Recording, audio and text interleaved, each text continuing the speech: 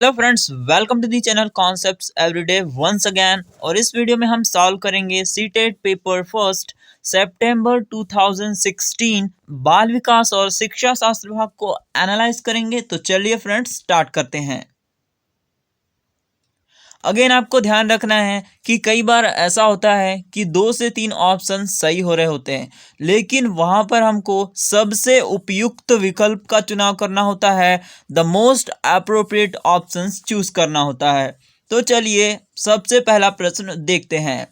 विद्यार्थियों में संप्रेरणात्मक विकास को प्रोत्साहन देने के लिए निम्नलिखित में से कौन सी विधि सबसे प्रभावी है। अब हमें विद्यार्थियों को कॉन्सेप्ट का डेवलपमेंट करवाना है, उन्हें संप्रत्यय अच्छे से सिखाना है या विकास करवाना है उसका। तो कौन सी विधि सबसे अधिक प्रभावी होगी? विद्यार्थियों को बहुत से उदाहरण देना और उन्हें तर्क शक्ति का उपयोग करने के लिए प्रोत्साहित करना बिल्कुल सही ऑप्शंस है, उपयुक्त विकल्प है यह।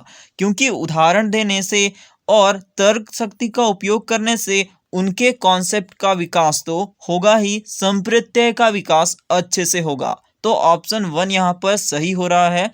जब तक विद्यार्थियों में वांछित संप्रेरणात्मक परिवर्तन ना हो तब तक दंड का उपयोग करना गलत है, ऐसा नहीं करना चाहिए। पुराने प्रत्ययों से किसी संदर्भ के बिना नए प्रत्ययों को आप समझा जाना चाहिए।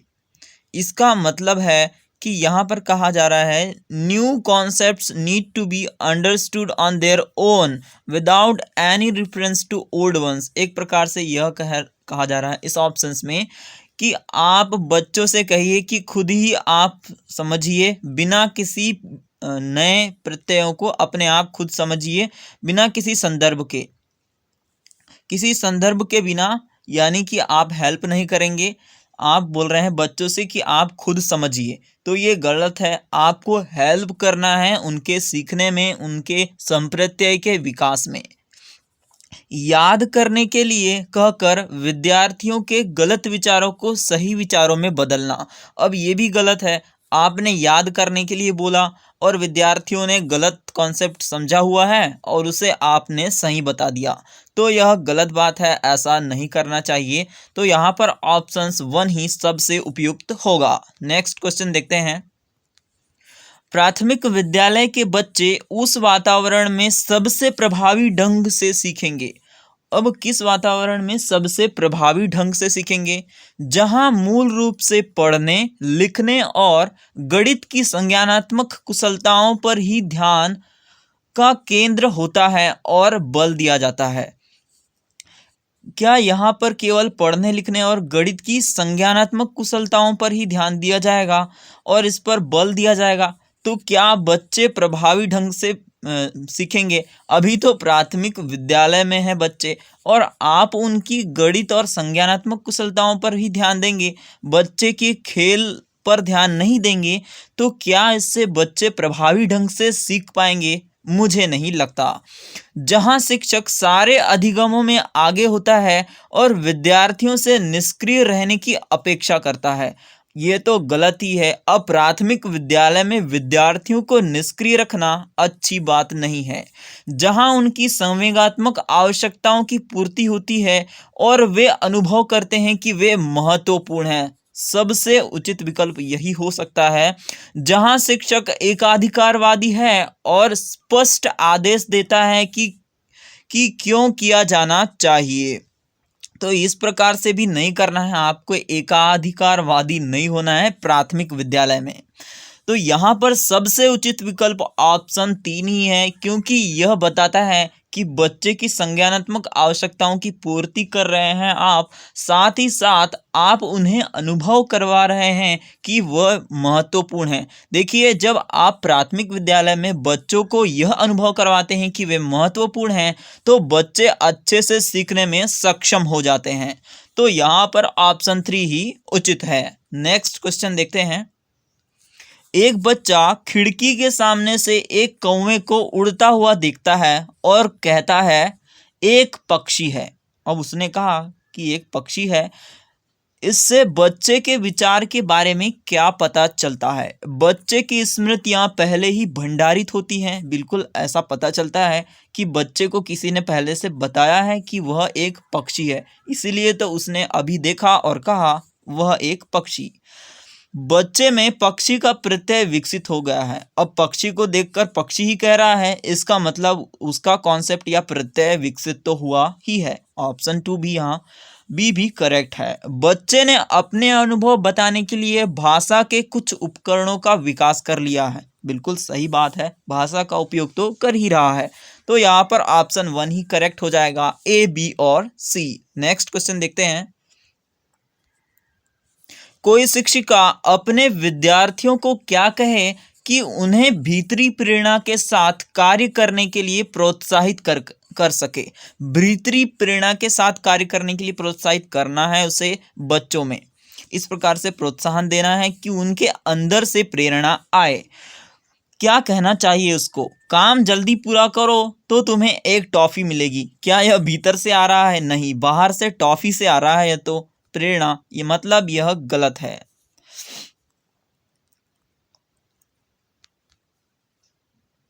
अब देखिए, इसे करने की कोशिश करो, तुम सीख जाओगे। ये बिल्कुल अंदर से आएगा, तुम सीख जाओगे, मैं सीख जाऊंगी। बच्ची सोचेगी इस प्रकार से, या बच्चा सोचेगा, कोई भी विद्यार्थी यदि ऐसा सोचेगा कि मैं सीख जाऊंगा इसलिए मुझे इसे करना है, तो ये बिल्कुल अंदर से आएगा। चलो इसे उसके करने से पहले समाप्त कर लो। ये भी गलती है, बाहर से आ रहा है।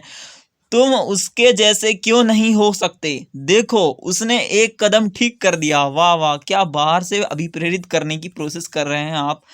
इस प्रकार से यह सभी बाहरी रूप से प्रेरणा देगी, इस प्रकार यदि आप कहेंगे। यही है, ऑप्शन 2 ही है जिससे अंदर से प्रेरणा आएगी। नेक्स्ट क्वेश्चन देखते हैं। कोई शिक्षिका अपने विद्यार्थियों को अध्ययन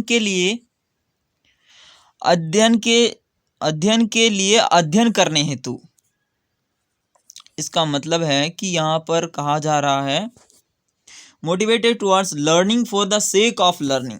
अध्ययन करना है, उसके लिए आपको आंतरिक रूप से उत्प्रेरित करने के लिए प्रोत्साहित कर सकती है। कैसे प्रोत्साहित कर सकती है? अध्ययन के लिए, अध्ययन करने हेतु कैसे प्रोत्साहित करेगी? व्यक्तिगत लक्ष्य निर्धारित करने और उनमें निपुणता में उन्हें मदद करने में। बिल्कुल ऐसा करेगी कि इस प्रकार से सीख जाएगी वो कि मुझे अध्ययन क्यों करना चाहिए। इसका अध्ययन ऐसे ही कर सकती है वो कि लक्ष्य निर्धारित करेगी और निपुणता पाने में उसे मदद करेगी शिक्षिका। तब वो जो भी विद्यार्थी होगी वो अध्ययन के लिए, अध्ययन करने हेतु तो आंतरिक रूप से उत्प्रेरित हो सकती है। ऑप्शन 1 सही है। साफ दिखाई पड़ने वाले इनाम देकर भी ऐसा नहीं होगा, यह बाहरी रूप से आएगी, आंतरिक रूप से नहीं आएगी। उनमें चिंता और डर भी बाहर से ही आएगा, प्रतियोगितात्मक परीक्षण भी बाहर से ही आएगा। तो ऑप्शन 1 ही है जो आंतरिक रूप से उत्प्रेरित करता है ऐसा करने के लिए। तो यहाँ पर ऑप्शन 1 करेक्ट हो गया। नेक्स्ट क्वेश्चन देखते हैं। किसी प्रारंभिक कक्षा में प्रभावशाली शिक्षक का उद्देश्य विद्यार्थियों को उत्प्रेरित करना होता है। क्या उत्प्रेरित करना होता है? प्रभावशाली शिक्षक का उद्देश्य विद्यार्थियों को उत्प्रेरित करना होता है दंडात्मक उपायों का प्रयोग करके, जिससे वे शिक्षक का सम्मान करें। गलत बात है, यह उद्देश्य नहीं होता है प्रभावशाली शिक्षक का। ऐसे काम करने के लिए जिससे परीक्षा के अंत में वे अच्छे अंक पा सके। गलत बात है। सीखने के लिए जिससे वे जिज्ञासु बने और सीखने के लिए ही सीखना पसंद करें। बिल्कुल अच्छी बात है। यहाँ पर लिखा हुआ है सीखने के लिए प्रभावशाली शिक्षक क्या करेगा? सीखने के लिए जिससे उद्देश्य विद्यार्थी को उत्प्रेरित क्यों करेगा वह? क्योंकि बच्चों को सिखाना है उन्हें, तो सीखने के लिए उत्प्रेरित करेगा, जिससे क्या होगा? वे जिज्ञासु बनेंगे और सीखने के लिए ही सीखना पसंद करेंगे। बिल्कुल अच्छा ऑप्शन है। रटकर याद करने के लिए जिससे वे प्रत्यास्मरण करने में अच्छे बने। गलत बात है। एनसीएफ ऐसा नहीं कहता है कि आपको रटकर याद करवाना है बच्चों को। तो यहाँ पर सबसे उचित विकल्प हो गया ऑप्शन 3। नेक्स्ट क्वेश्चन देखते हैं। निम्नलिखित में से कौन सा उदाहरण प्रभावशाली विद्यालय की प्रथा है? व्यक्ति सापेक्ष अधिगम, प्रतियोगितात्मक कक्षा, निरंतर तुलनात्मक मूल्यांकन या शारीरिक दंड। तो प्रभावशाली विद्यालय में क्या होना चाहिए कि बच्चे को ध्यान रखकर अधिगम होना चाहिए, मतलब व्यक्ति सापेक्ष अधिगम होना चाहिए, इंडिविजुअलाइज्ड लर्निंग होनी चाहिए। तो यही उचित उत्तर होगा। नेक्स्ट क्वेश्चन देखते हैं। विकास का सिर पदाभिमुख दिशा सिद्धांत व्याख्या करता है कि विकास इस प्रकार आगे बढ़ता है। देखिए, विकास के सिद्धांत होते हैं। एक सिद्धांत होता है सेफलोकॉर्डल लॉ। उसके अनुसार क्या होता है, it means that development proceeds और spreads over the body from head to toe. इसका मतलब है कि जो विकास है वह बॉडी के हेड से फुट की ओर जाता है, मतलब सिर से पैर की ओर जाता है। सेफलोकॉर्डल लॉ में ऐसा होता है। और डेवलपमेंट का जो दूसरा प्रिंसिपल है उसके अनुसार यह होता है कि प्रॉक्सिमोडिस्टल लॉ है, उसमें कहा जाता है कि जो समीपस्थ विकास का सिद्धांत है, इसका अर्थ है कि विकास बाहर की ओर फैलता है केंद्र से। It means that development spreads outward from the central axis of the body to extremities. मतलब जो सेंट्रल पार्ट है बॉडी के, वहां से एक्सट्रीम की ओर जाता है, बाहर की ओर जाता है। लेकिन सेफलोकॉर्डल प्रिंसिपल है या लॉ है, या जिसे हम कहते हैं सिर पदाभिमुख सिद्धांत, उसके अनुसार जो विकास है वह हेड टू टो की ओर जाता है, सिर से पैर की ओर जाता है। याद रखने के लिए आपको यहाँ तो लिखा ही हुआ है हिंदी में, अंग्रेजी में भी सेफलोकॉर्डल है, स से स्टार्ट हो रहा है, तो सिर से पैर की ओर आप याद रख सकते हैं। तो यहाँ पर हो जाएगा सिर से पैर की ओर, और यही सही उत्तर है। नेक्स्ट क्वेश्चन देखते हैं।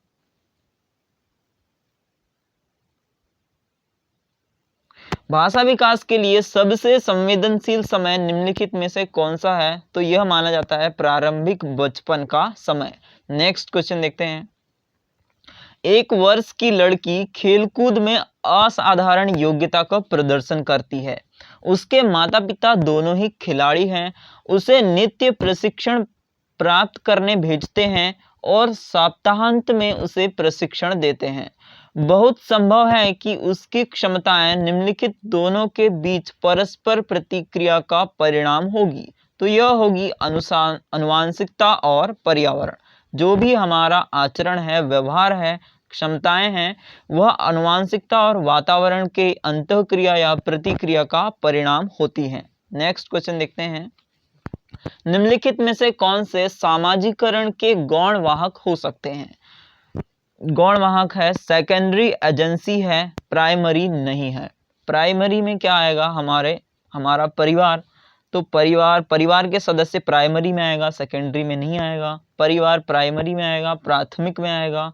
गौण मतलब सेकेंडरी, द्वितीयक के बारे में पूछा जा रहा है। परिवार और पास पड़ोस, लेकिन यहाँ पर परिवार है मतलब प्राथमिक में आएगा। जहाँ भी परिवार है वह प्राथमिक में आ जाएगा, लेकिन दूसरा ऑप्शन को दूसरा दिया हो सकता है। तो यहाँ पास पड़ोस दिया है, सेकेंडरी में आएगा, लेकिन पहला प्राइमरी का है, तो ऑप्शन गलत हो जाएगा। इसी प्रकार कॉम्बिनेशन आपको देखना है कि कैसा लिखा हुआ है। विद्यालय और पास पड़ोस दोनों बाहरी हो जाएंगे, द्वितीयक हो जाएंगे, या गौण हम इसे कह सकते हैं। तो यहाँ पर ऑप्शन 4 करेक्ट हो जाएगा। नेक्स्ट क्वेश्चन देखते हैं। लेव वाइगोत्स्की के अनुसार संज्ञानात्मक विकास का मूल कारण क्या है? मानसिक प्रारूपों का या स्कीमास का समायोजन। जो स्कीमास की बात करते हैं पियाजे, वाइगोत्स्की नहीं करते हैं। उद्दीपक अनुक्रिया युग्मन, इसमें व्यवहारवादी बात करते हैं। संतुलन के बारे में पियाजे बात करते हैं। वाइगोत्स्की बात करते हैं सामाजिक अन्योन्य क्रिया में। ये कहते हैं इनका संज्ञानात्मक विकास का सामाजिक सांस्कृतिक विकास का सिद्धांत है, तो यह सामाजिक अन्योन्य क्रिया के बारे में बात करते हैं वहां पर। नेक्स्ट क्वेश्चन देखते हैं। किसी बच्चे का दिया गया विशिष्ट उत्तर कोहलबर्ग के नैतिक तर्क के सोपानों की विषय वस्तु के किस सोपान के अंतर्गत आएगा? अब ये कह रहा है यदि आप ईमानदार हैं तो आपके माता पिता आप पर गर्व करेंगे, इसलिए आपको ईमानदार रहना चाहिए। ऐसा कहा जाता है पियाजे की कन्वेंशनल मोरालिटी में, पारंपरिक स्तर में ऐसा कहा जाता है। इसमें एक स्टेज होती है स्टेज 3, उसमें है अच्छा लड़का अच्छी लड़की अनुकूलन। इसमें क्या होता है, this stage of moral development is focused on living up to social expectation. इसका मतलब है कि जो हमारा व्यवहार है या नैतिक विकास है वो वहाँ तक फोकस होता है। उसमें केंद्र में क्या होता है कि हमें क्या है, सोशल एक्सपेक्टेशन, समाज जैसी एक्सपेक्टेशन रखता है उस प्रकार से हमें अपना रोल दिखाना है, ऐसा इसमें कहा जाता है अच्छा लड़का अच्छी लड़की अनुकूलन में या इंटरपर्सनल रिलेशनशिप में। इस प्रकार से होता है। इसमें यह भी होता है कभी कभी कि there is an emphasis on conformity. आपको कहा जाता है कि आप अच्छे हैं इसलिए आपको ऐसा करना चाहिए, या आप ऐसा करेंगे तो आप अच्छे हो जाएंगे। And consideration of how choices influence relationships. इस प्रकार से आप करेंगे तो आप अच्छे होंगे, आपके माता पिता से अच्छा रिश्ता होगा। इस प्रकार से इसमें कहा जाता है अच्छा लड़का अच्छी लड़की अनुकूलन में। तो यहाँ पर यही कहा जा रहा है कि यदि आप ईमानदार हैं तो आपके माता पिता आप पर गर्व करेंगे। तो यह सीधा सीधा हो जाएगा अच्छा लड़का अच्छा लड़की अनुकूलन से। ठीक है, इस स्टेज में जो इस स्तर में है लेवल 2 में, और एक स्टेज होती है स्टेज 4, उसमें होता है कानून और व्यवस्था अनुकूलन। उसमें क्या होगा, at this stage of moral development people begin to consider society as a whole when making judgments. इसमें बच्चा समझने लगता है कि समाज के नियम कानून हमें पालन करने चाहिए, क्योंकि उन्हीं की वजह से समाज की व्यवस्था चल रही होती है।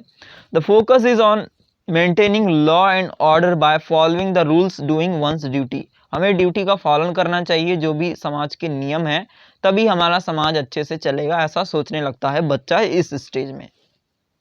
तो ये आपको ध्यान रखनी है। नेक्स्ट क्वेश्चन देखते हैं। जीन पियाजे के अनुसार अधिगम के लिए निम्नलिखित में से क्या आवश्यक है? ईश्वरीय न्याय पर विश्वास की बात नहीं करते हैं जीन पियाजे, ना ही शिक्षकों और माता पिता के पुनर्बलन की बात करते हैं, और ना ही शिक्षार्थी वयस्कों के व्यवहार के अवलोकन की बैंडूरा बात करते हैं। यह पियाजे नहीं, ये बात करते हैं कि शिक्षार्थी द्वारा पर्यावरण की सक्रिय खोजबीन की जानी चाहिए, एक्टिव होना चाहिए लर्नर को एक्सप्लोर करने के लिए। तो ऑप्शन 3 यहाँ पर करेक्ट होगा। नेक्स्ट क्वेश्चन देखते हैं। जीन पियाजे के अनुसार प्रारूप निर्माण वर्तमान योजनाओं के अनुकूल बनाने हेतु नवीन जानकारी में संशोधन और नवीन जानकारी के आधार पर पुरानी योजनाओं में संशोधन के परिणाम के रूप में घटित होता है। स्कीमा की बात कर रहे हैं। इन दो प्रक्रियाओं को जाना जाता है। देखिए, जब हम वर्तमान योजनाओं के अनुरूप बनाने हेतु नवीन जानकारी में संशोधन करते हैं, यहाँ पर हिंदी में ट्रांसलेशन थोड़ा अच्छा नहीं है। इसमें कहा जा रहा है as a result of modifying new information to fit existing schemes and by modifying old schemes as per new information। हम क्या करते हैं, नवीन जानकारी में संशोधन करते हैं वर्तमान योजनाओं के अनुरूप बनाने हेतु। इसका मतलब है कि हमारे पास जो एग्जिस्टिंग पहले से सूचनाएं या जो भी स्कीम है उसको हम फिट करने की कोशिश करते हैं, नई स्थिति में समझने की कोशिश करते हैं पुरानी स्कीम के आधार पर। उसके बारे में कहा गया है और उसको कहा जाता है एसिमिलेशन। यदि हम फिट करने की कोशिश करते हैं तो उसको कहा जाता है समायोजन, पुरानी स्कीम को नई स्कीम से। और नवीन जानकारी के आधार पर यदि हम बदल देते हैं, संशोधन कर देते हैं उस स्कीम को या जो भी हमारे बनाया हुआ है कॉन्सेप्ट को बदल देते हैं, तो उसको बोलते हैं हम एकोमोडेशन या समायोजन। तो नई जानकारी को यदि फिट करने की कोशिश करेंगे, अनुरूप देखने की कोशिश करेंगे, तो उसको बोलते हैं हम समावेशन। और यदि हम बदल देंगे, फिट नहीं हो रही है तो उसको हम बदल देते हैं, हमारी पुरानी योजनाओं को संशोधन कर देते हैं, तो उसको बोलते हैं समायोजन। तो यहाँ पर समावेशन और समायोजन हो जाएगा। यह नहीं होगा, ना ही यह होगा और ना ही यह होगा। तो यहाँ आपको ध्यान रखनी है। पियाजे चारों स्टेज के बारे में बताते हैं, ये क्या क्या हैं। एसिमिलेशन के भी बारे में बात करते हैं, अकोमोडेशन, इक्विलिब्रेशन और अडेप्टेशन। 4 टर्म बताते हैं, आपको अच्छे से देखना है कि यह क्या क्या है। ऑप्शन 2 ही यहाँ पर करेक्ट है। नेक्स्ट क्वेश्चन देखते हैं। किसी प्रगतिशील कक्षा की व्यवस्था में शिक्षक एक ऐसे वातावरण को उपलब्ध कराकर अधिगम को सुगम बनाता है जो समावेशन को हतोत्साहित करता है। हतोत्साहित तो नहीं करना चाहिए उसको, क्योंकि वहां पर शिक्षक को क्या करना है, अधिगम को सुगम बनाना है। अब वातावरण कैसा होना चाहिए? क्या आवृत्ति को बढ़ाना चाहिए, रिपीट बार बार करेगा तो क्या उससे अच्छा अधिगम होगा? नहीं है। खोज को प्रोत्साहित करता है। यदि वहां पर खोज को प्रोत्साहित करेगा शिक्षक तो बच्चे अच्छे से सीखेंगे, अधिगम सुगम होगा उनके लिए। नियामक भी नहीं होना चाहिए, कोई रेस्ट्रिक्शन आपको लगाना नहीं चाहिए सीखने में। तो ऑप्शन 3 यहाँ पर करेक्ट है। नेक्स्ट क्वेश्चन देखते हैं। हार्वर्ड गार्डनर का बहुबुद्धि सिद्धांत सुझाता है कि शिक्षक को चाहिए कि विषय वस्तु को वैकल्पिक विधियों से पढ़ाने के लिए बहुबुद्धियों को एक रूपरेखा की तरह ग्रहण करे। बिल्कुल सही है। आप शिक्षक हैं तो आपको यदि हार्वर्ड गार्डनर का सिद्धांत ज्ञात है तो आपको उसका उपयोग करना चाहिए। उसमें अलग अलग प्रकार की बुद्धियां बताई गई हैं, तो आपको वैकल्पिक विधियों से पढ़ाना चाहिए अलग अलग तरीके से। तो ऑप्शन 1 ही यहाँ करेक्ट है। क्षमता भाग्य है और एक अवधि के भीतर नहीं बदलती, गलत है। बदल सकते हैं हम मेहनत करके। हर बच्चे को प्रत्येक विषय 8 भिन्न तरीकों से पढ़ाया जाना चाहिए ताकि सभी बुद्धियां विकसित हो। अब हर प्रत्येक विषय को 8 तरीके से नहीं पढ़ाना है, अलग अलग तरीके से पढ़ाना है, जिसमें जो बुद्धि होगी उस प्रकार से उनका विकास हो जाएगा। बुद्धि को केवल बुद्धि लब्धि परीक्षा से ही निर्धारित किया जा सकता है, बिल्कुल गलत है।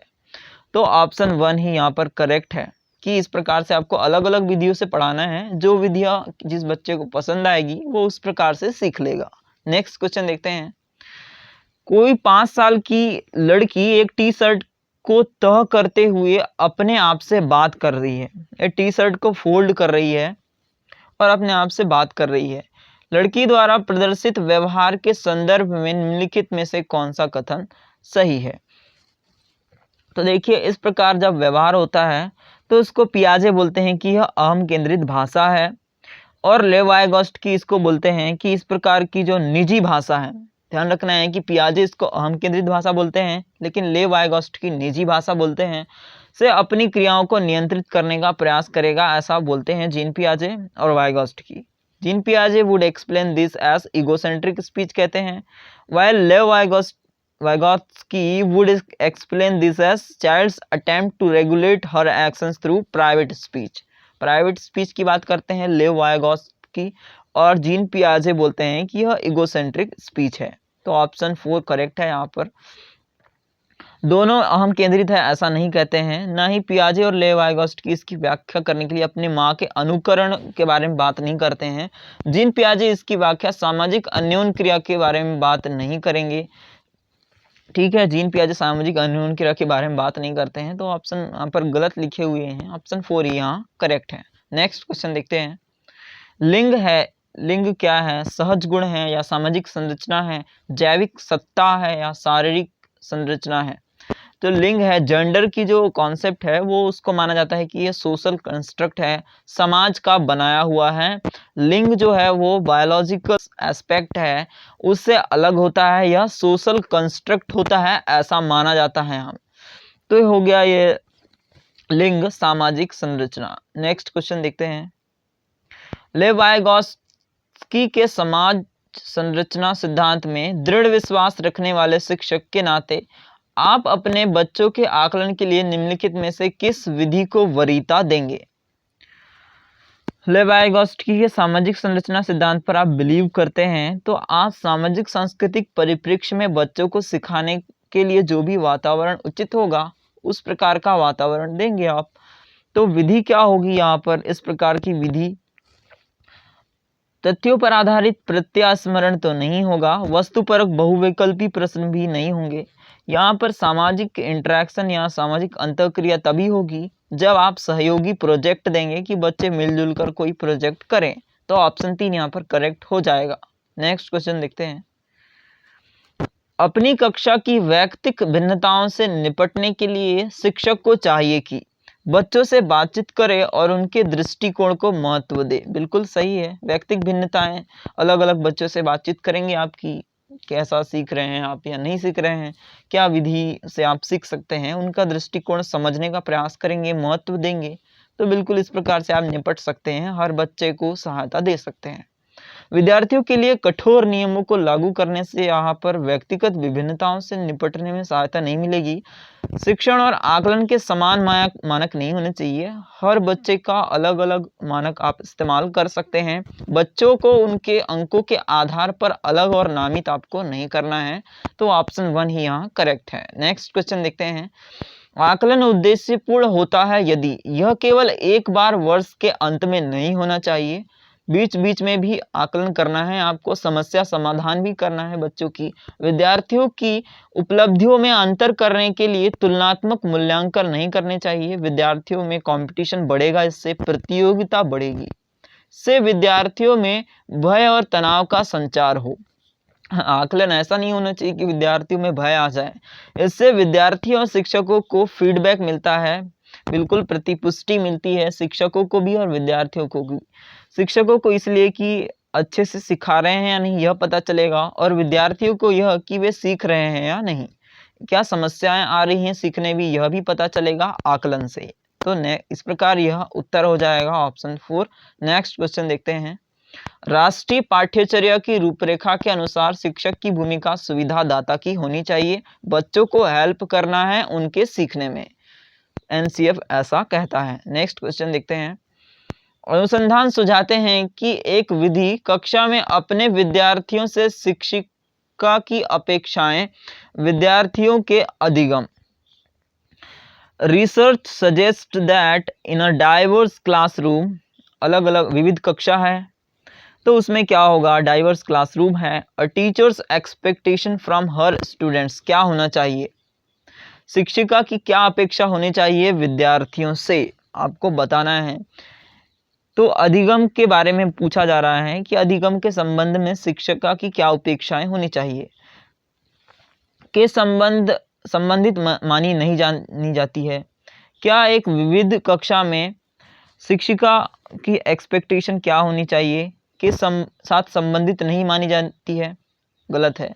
विविध कक्षा है और विद्यार्थियों का अधिगम का कोई संबंध नहीं है वहाँ पर विविध कक्षा में, क्या ऐसा है, नहीं, गलत है। बिल्कुल संबंध है, अलग अलग प्रकार के बच्चे हैं तो विद्यार्थियों का अधिगम वहाँ प्रभावित होगा ही, पर कोई प्रभाव नहीं छोड़ती, गलत है। प्रभाव होगा, अच्छे से सीखेंगे बच्चे, ज़्यादा भी सीख सकते हैं यदि विविध कक्षा है वहाँ पर महत्वपूर्ण प्रभाव छोड़ती है, बिल्कुल सही है, एकमात्र निर्धारक नहीं होती है।